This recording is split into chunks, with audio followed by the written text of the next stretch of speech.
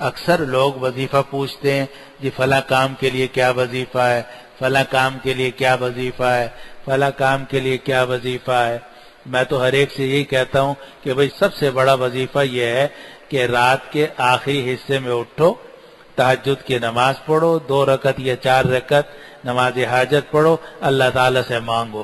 اس وقت میں جو دعا قبول ہوتی ہے وہ سب سے زیادہ۔ ایک حدیث میں آتا ہے کہ جب رات کا 1/3 حصہ باقی رہ جاتا ہے تو اللہ تعالیٰ دنیا کے آسمان پر تجلی فرماتے ہیں، اترتے ہیں اور فرماتے ہیں ہے کوئی معافی مانگنے والا جس کو میں معاف کروں، ہے کوئی رزق مانگنے والا جس کو میں رزق دوں، ہے کوئی مبتلا جو مصیبت میں مبتلا ہو میں اس کو عافیت دوں۔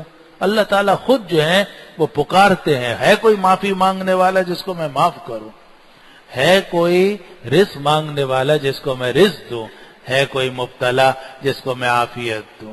لیکن اب لوگوں کو وظیفوں اور عملیات سے زیادہ دلچسپی ہے، اللہ تعالیٰ سے مانگنے سے اتنی دلچسپی نہیں ہے، حالانکہ جو کچھ کرنے والے ہیں وہ اللہ سبحانہ و تعالی ہیں، ان سے اگر مانگا جائے اور بار بار مانگا جائے ضرور دیتے ہیں۔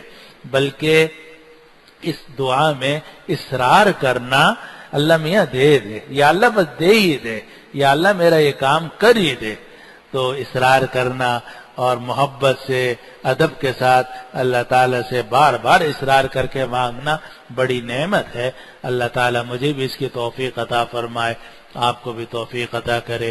وآخر دعوانا ان الحمد للہ رب العالمین۔